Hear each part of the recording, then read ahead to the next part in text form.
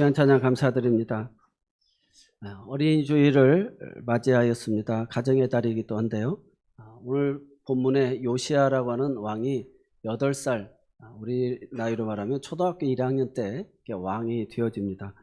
그런데 이전의 왕, 자기 아버지는 아몬이고 그 할아버지는 므낫세입니다. 그래서 가장 남유다의 악한 왕이 이 므낫세 55년을 통치하면서 하나님의 성전에서 온갖 신들을 다 우상을 섬기고 심지어 아들을 제사로 드리는 그 일까지 범하게 되어집니다. 그래서 하나님의 진노가 얼마나 컸는지 이 므낫세의 죄로 인하여서 이 요시아 왕같이 하나님 보시기에 정직히 행하고 다윗의 길을 따랐던 이런 훌륭한 왕이 있음에도 불구하고 결코 그 하나님의 진노를 멈출 수 없게 되고 유다가 바벨론의 멸망에 이르게 되는 내용이 되겠습니다. 요시아 왕은 임금이 8살에 되었는데 어떻게 이렇게 하나님 기뻐하는 왕의 길을 걸을 수 있었는지 오늘 살펴보면서 가정의 달을 맞이하면서 오늘 우리도 하나님이 보시기에 정직한 요시아 왕 같은 그런 우리 모두가 되시기 바랍니다. 하나님의 평가는 사람들은 눈으로 속일 수 있죠. 우리가 정치, 지방선거가 닥치면 사람들을 알 수가 없습니다. 겉모습만 보고는 사람에게 잘 보이고 그 사람의 속성과 인격 이런 것들이 드러나지 않죠. 그런데 하나님은 속일 수가 없어요. 그 속을 다 보고 계신 하나님이시기 때문에. 그래서 오늘 2절에 보면 여호와 보시기에 정직히 행하여 그 조상 다윗의 모든 길로 행하고 좌우로 치우치지 아니하였더라. 그래서 23장 25절에 보면 요시아와 같이 마음을 다하며 성품을 다하며 힘을 다하여 여호와를 향하여 모세의 모든 율법을 온전히 준행한 임금은 요시아 전에도 없었고 후에도 그와 같은 자가 없었더라. 이렇게 하나님이 보시기에 정말 요시아 왕은 정직한 왕이었다라고 이렇게 칭찬받고 있는 것을 보게 되어집니다.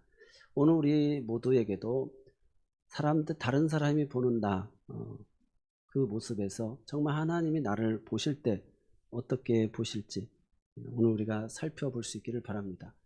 남유다를 통틀어서 40명의 분여로 왕국시대 때 왕들이 나오는데 그 남유다 중에 칭찬받는 왕들이 우리가 잘 아는 대로 여호사밧, 아사, 여호사밧, 거기에 히스기야, 요시아 왕 이 정도 4명인데 이 요시아 왕은 더 특별한 이유는 사사시대 이후에 이렇게 유월절을 온전히 말씀에 근거해서 제대로 지킨 왕이 없었어요. 그래서 이 요시아 왕이 하나님의 말씀대로 유월절 절기 예배를 정말 우리가 구원받은 그 기쁨이잖아요. 유월절이 그 기쁨을 가장 의미를 두고 하나님 앞에 예배를 올려드린 하나님이 받으신 예배였다 라고 이렇게 볼 수가 있습니다. 그래서 요시아 임금은 어두운 시대에 등불처럼 빛이 났던 하나님의 사람이었어요. 이렇게 하나님의 마음에 꼭 드는 좋은 왕이 될 수 있었다라고 하는 이 비결, 그것을 오늘 우리가 살펴봐야 될 줄로 믿습니다. 특별히 이런 하나님 마음에 합한 왕과 함께 일하는 그 사람들이 얼마나 행복하고 신바람 나고 복이 되겠어요. 그래서 오늘 그 사람 중에 하나가 서기관 사반이라고 하는 사람이 이렇게 설명이 되고 있습니다. 그래서 우리가 22장 전체를 읽었는데 계속 이 서기관이라는 것은 비서실장과 같은 역할이에요. 그래서 당시 하나님의 말씀을 보존하고 전하는 일, 또 외교적 문서를 작성하고 국가의 행정 실무를 담당하는 왕의 비서실장과 같은 역할을 해서 이제 성전을 다 수리하라는 명령을 행하고 또 제사장 hil기야가 그 성전을 수리하고 발견한 책을 사반에게 주고 사반이 읽고 그것을 왕에게 전달하여서 하나님의 말씀을 읽어주는 내용이 나오는데 그 내용이 성경학자들은 신명기였을 거라고 이렇게 좀 추정을 하고 있습니다. 어쨌든 이 8살의 왕이 돼서 바로 무슨 일을 시작한 건 아니고 그가 오늘 3절에 보면 요시아 왕 8째 해에 왕이 무술람의 손자 아살리아의 아들 서기관 사반을 여호와의 성전에 보내며 이르되 8년 돼서 16살이 되었을 때 처음으로 행한 일이, 우리는 이렇게 궁궐이 좋고 좋은 데서 편안하게 사는데 하나님의 성전이 너무 낙후되고 돌보지 않았다. 그래서 성전세 받았던 것들을 다 그 제사장들에게 주어서 수리 일을 맡기는 일을 이 서기관에게 명령하게 되어집니다. 그래서 hil기야에게 올라가서 여호와의 성전에 드린 은, 문 지킨 자가 수납한 은을 다 계산하여서 감독자의 손에 넘겨서 작업자에게 주어서 부서진 것들을 다 이렇게 수리하게 하시는 것을 보게 되어집니다. 그 나이 16살이었습니다. 그리고 그렇게 수리하다 보니까 거기에서 성전 하나님의 말씀을 발견하게 되어집니다. 오늘 우리가 한 가지 짚고 넘어가야 될 것이, 이런 훌륭한 왕 곁에는 항상 훌륭한 대제사장, 서기관, 그리고 그와 함께하는 왕을 받드는 좋은 신하들이 함께 있었다라는 것을 볼 수가 있습니다. 그래서 우리가 믿음의 좋은 명문 가문, 신앙의 가문이 되어야 되는 이유가 여기에 있습니다.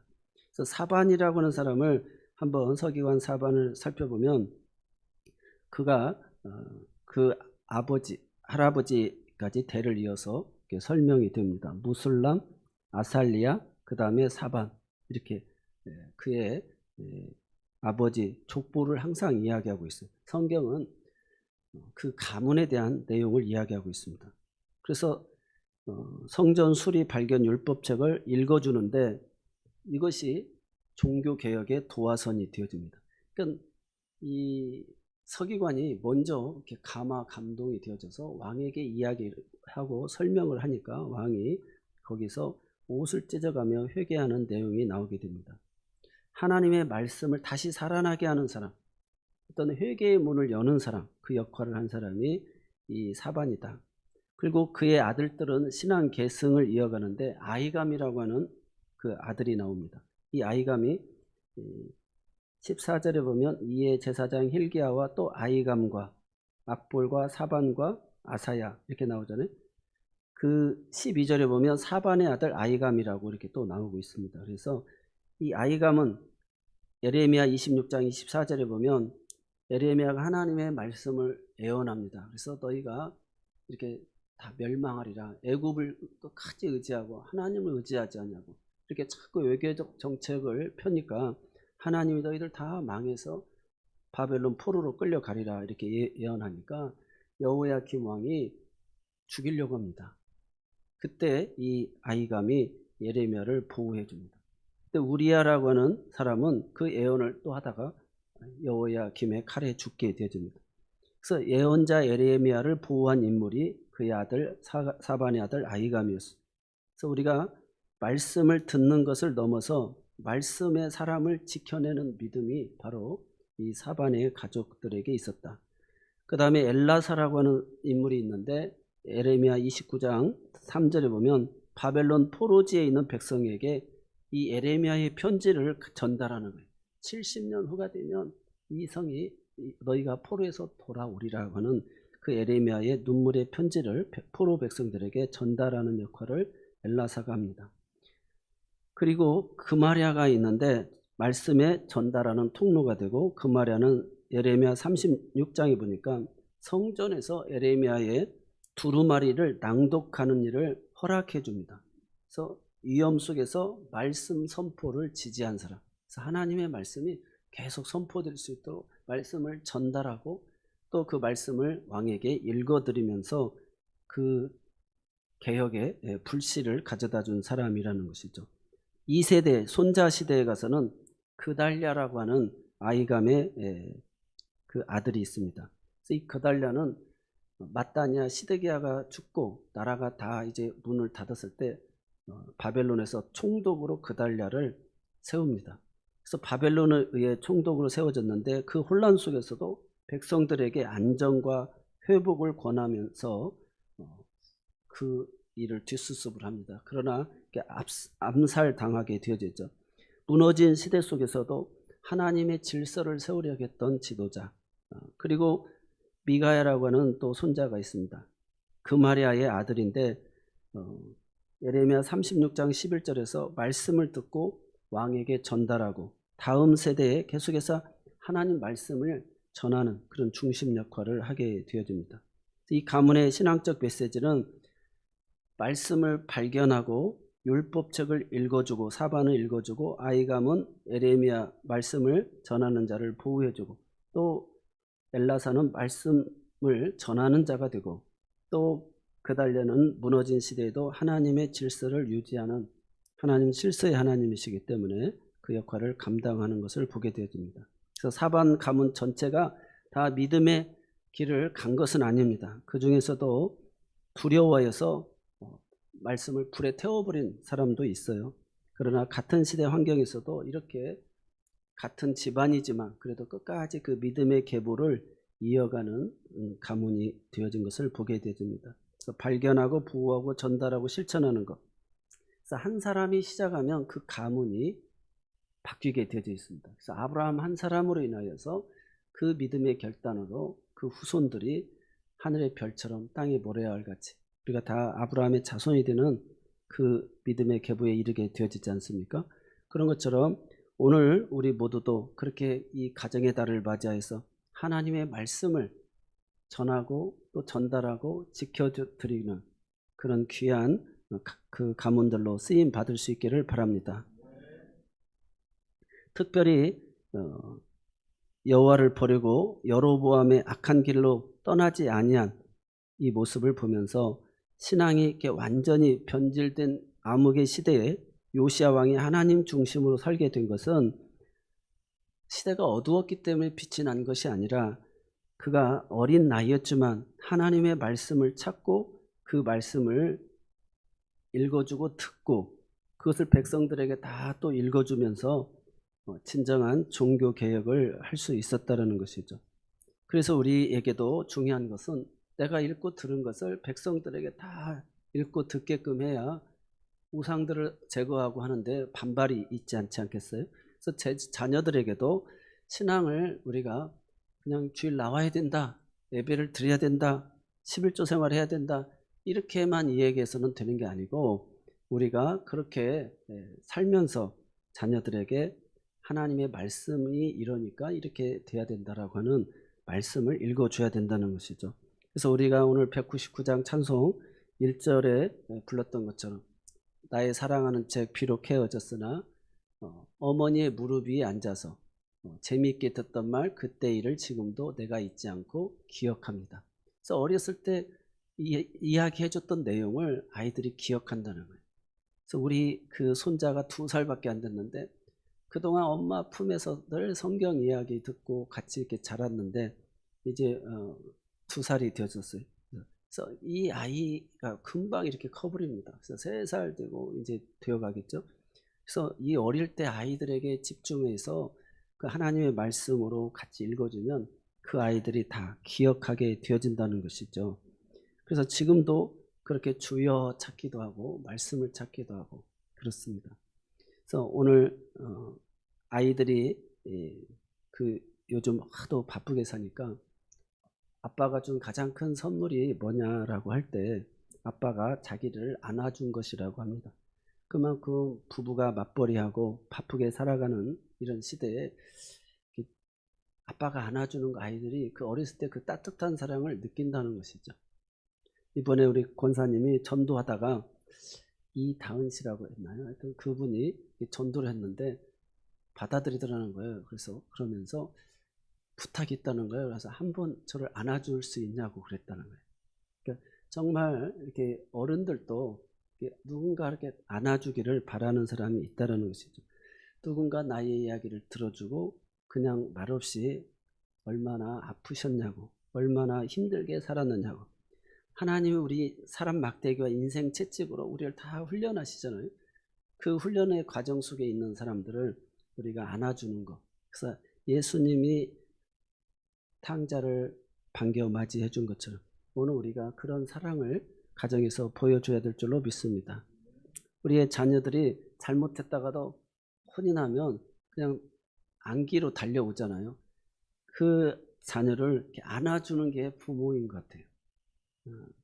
지금도 저는 우리 딸한테 그 잘못했던 게 있어가지고 교육을 시킨다고 자꾸 그걸 그 달려오는 딸을 이렇게 안아주지 못한 것이 지금도 마음에 빚이 있어가지고 지금 제가 엄청 이렇게 빚을 갚으려고 많이 노력을 하고 있습니다.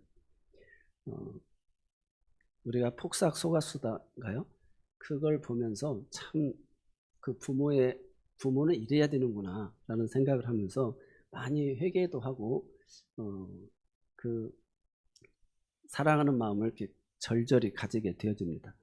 어쨌든 오늘 세상에 많은 유인전도 있고 문학 서적도 있고 역사책도 있지만 우리가 하나님의 자녀들에게 하나님의 말씀, 교훈과 책망과 바르게 함과 의로 교육하기에 유익한 책, 정말 한 번 읽고 던져버릴 그런 잡지, 그냥 어디다 꽂아놓는 그런 책이 아니라는 것입니다. 오늘 성전을 수리하다가 힐기야가 발견한 것처럼 제사장도 모르는 그곳에 성경책이 두루마리가 있었다는 것이죠.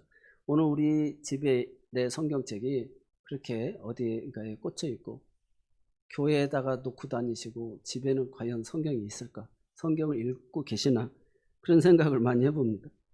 오늘 우리가 성경을 늘 읽고 정말 가슴에 새겨지는, 그래서 부모님이 읽고 메모해 놓은 것들을 자녀들이 유산으로 받을 수 있는 가장 가치 있는 그런 성경이 되기를 바랍니다. 돈도 집도 땅도 아니라 하나님을 아는 지식, 하나님 뜻대로 살아가는 믿음을 전달하는 것, 이것이 부모가 자녀에게 주는 최고의 신앙의 유산인 줄로 믿습니다. 그래서 말씀을 떠난다라고 하는 것은 하나님의 명령을 잊은 것이고 그 명령의 주인이신 하나님을 떠난 상태를 말합니다. 그래서 우리 개인의 삶을 이끌고 가정을 이끌며 나라와 민족을 이끄는 안내자가 우리 하나님이시고 그 안내서가 성경인데, 안내자와 목표를 잃은 채 자기 마음대로 살아가게 되면 우리가 향방 없이 아무리 힘쓰고 애쓰고 노력해도 돌고 돌아서 그 자리가 될 수가 있다는 것입니다. 요시야 임금의 아버지 아몬은 하나님 보시기에 악한 왕이었고 왕이 된 후에 2년 만에 반역이 일어나서 신하들에게 의해서 죽임을 당했습니다. 그래서 요시야가 어린 나이에 왕이 되었지만 아버지 왕도 하나님 보시기에 악했지만 할아버지는 더 악한 므낫세 왕이었지만 하늘과 땅과 별 제단을 쌓고 우상을 숭배하면서 악한 모습을 본받지 아니하고 점쟁이와 무당들을 다 멀리하고 하나님의 말씀대로 이끌을 때 하나님께서 그에게 은혜를 주시는 것을 보게 됩니다. 오늘 우리는 6월절, 이렇게 사사시대 이후로 6월절을 지킨 왕이 없었다. 23장 22절에 보면 사사시대 이후 없었던 6월절, 이것은 하나님의 뜻대로 6월절을 지켰다. 6월절은 6월 넘어간다는 뜻이잖아요. 하나님의 천사가 어린 양의 피가 있는 집은 넘어가고 피가 없는 집은 들어가서 장자들을 다 죽이게 되잖아요. 그런 것처럼 오로지 그 피를 보고 심판하신 일이죠. 그래서 오늘 우리 모두가 그런 구원의 은혜를 입었다라는 것입니다. 우리가 의롭고 똑똑해서가 아니라 그 어린 양의 희생의 그 피, 하나님의 약속의 말씀을 믿고 행했을 때 죽음의 천사가 넘어가게 되어졌다는 것이죠. 그래서 이 말씀을 듣고 사반으로부터 듣고 우리가 잘 아는 대로 요시야가 옷을 찢었다. 옷을 찢는 행위는 당시에 고통과 슬픔, 분노를 표현하는 행위인데 하나님에게서 떠났던 사람이 자신의 죄를 깨닫고 하나님 앞에 회개하는 모습을 표현합니다. 굳이 옷까지 찢을 필요가 있나 이런 생각이 되어지잖아요. 그만큼 철저하게 자신이 그 하나님 앞에 죄를 회개하는 모습입니다. 그래서 우리가 오늘 훌다를 통해 가지고 한 내용이 진노가 꺼지지 않지만 유다 왕이 내 말을 듣고 옷을 찢어가며 회개한 것을 겸비하여 옷을 찢고 통곡하였으므로 나도 내 말을 들었다. 그래서 내가 내리기로 한 이 재앙을 네 눈으로 보지 않도록 너는 내가 묘실로 데려가겠다. 평안한 묘실로 들어가게 하겠다라고 이야기합니다. 그래서 우리가 잘 아는 대로 요시야 왕이 39세 나이에 그 애굽의 바론 느고가 아수르를 공격하려고 가다가 그 무기토에서 그걸 막는 일을 하다가 죽게 되어집니다. 그래서 어떻게 보면 그냥 안타까운 죽음을 맞이한 것 같은데 하나님의 예언이 그대로 이루어졌어요. 그래서 그 눈으로 그 재앙을 보지 않는 그런 은혜를 입게 되어졌다는 것이죠. 그래서 오늘 우리 모두도 이렇게 하나님 앞에서 진심 어린 그런 참의와 회개, 우리 조상들의 잘못했던 것, 하나님의 말씀을 떠나 행하였던 것들을 회개할 때 하나님은 그 눈물과 그 진심 어린 회개를 받으신다는 사실을 믿으시기 바랍니다. 그래서 온전한 유월절 예식이 형식만 있는 것이 아니라 그 마음을 담은 진정한 유월절 구원의 감격의 예배를 드렸다라고 할 수 있습니다. 그래서 오늘 발견된 이 율법책이 오늘 저와 여러분의 집에 어디에 꽂혀 있는지 모르고 어느덧 먼지에 쌓여 있는 그 성경책을 다시 열어서 정말 자녀들과 나부터가 먼저 하나님의 말씀을 소리내어서 읽으시기를 바랍니다. 우리 교회 새벽 예배도 드리고 우리 권사님들이 이제 카페에서도 또 새가족실에서도 성경을 이렇게 한 30분씩 읽고 가십니다. 소리내어서 성경을 읽으면 오감이 다 듣게 되어지잖아요. 그리고 성령이 충만해집니다. 그래서 오늘 우리가 하나님의 말씀으로 충만해져서 어떠한 순간순간 판단과 결정을 할 때 하나님의 말씀이 떠오르는, 그래서 성령의 인도함을 받는 우리 모두가 되시기를 바랍니다. 사랑하는 성도 여러분, 요시야 왕은 시대가 어두웠기 때문에 빛난 사람이 아니고 말씀이 사라진 시대 속에서도 말씀을 다시 붙잡았기 때문에 빛난 사람이 되어졌다라고 하는 것. 오늘 우리의 가정은 어떤지를 한번 살피면서 성경책이 집에만 여러 권 있는 것이 아니라 정말 읽혀지고 있는지 아니면 읽혀지지 않는지 한번 살펴봐야 될 줄로 믿습니다. 요시야 시대 성전 구석에 붙어있던 율법책이 오늘 우리와 다르지 않는, 정말 우리에게 하나님은 묻고 있습니다. 너의 가정은 지금 말씀 위에 세워져 있느냐? 다시 말씀으로 돌아가야 된다고 결단을 촉구하고 있음을 믿으시기 바랍니다. 그래서 성경을 들 수 있는 대로 가지고 다니고 오시면 좋을 것 같아요. 여기서도 우리가 꽂아놓고 다시 받는 그런 모습이 귀한 것 같습니다. 느헤미야서 8장 8절로 9절을 통해서 보면 예루살렘을 회복하고 그 백성들이 성전은 세웠지만 뭐가 다시 세워지지 않은, 그래서 다시금 에스라 선지자가 2차 귀환을 해서 말씀으로 세워집니다. 그래서 율법책을 그 백성들 앞에서 낭독하게 되어집니다. 그래서 그 말씀을 듣고 백성들이 우리 조상들이 이렇게 하나님 앞에 죄를 지었습니다. 통곡하게 되어집니다. 그때 느헤미야가 하는 말씀입니다. 8장 8절로 9절 같이 한번 읽어보겠습니다.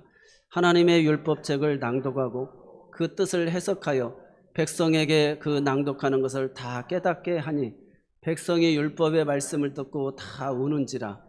총독 느헤미야와 제사장 겸 학사 에스라와 백성을 가르치는 레위 사람들이 모든 백성에게 이르기를 오늘은 너희 하나님 여호와의 성일이니 슬퍼하지 말며 울지 말라 하고. 아멘. 오늘 우리가 요시야 시대도 그랬고 느헤미야 시대도 그랬습니다. 말씀이 이렇게 들려질 때 인생이 회복이 되어지고 가정이 회복이 되고 살아나는 역사가 있는 줄 믿으시기 바랍니다. 그래서 한번 따라서 하겠습니다. 말씀이 돌아오면 인생이 살아납니다. 네, 오늘 말씀의 제목인데요. 우리 찬송가 200장 1절 달고 오묘한 그 말씀 가사와 205장에 있는 주의 말씀 받은 그날 가사 1절씩 한번 읽겠습니다. 달고 오묘한 그 말씀 생명의 말씀은 귀한 그 말씀 진실로 생명의 말씀이 나의 길과 믿음 밝히 보여주니 아름답고 귀한 말씀 생명샘이로다. 아름답고 귀한 말씀 생명샘이로다. 아멘. 또 204장입니다. 주의 말씀 듣고서 준행하는 자는 반석 위에 터닫고 집을 지음 같이 비가 오고 물나며 바람 부딪혀도 반석 위에 세운 지 무너지지 않네.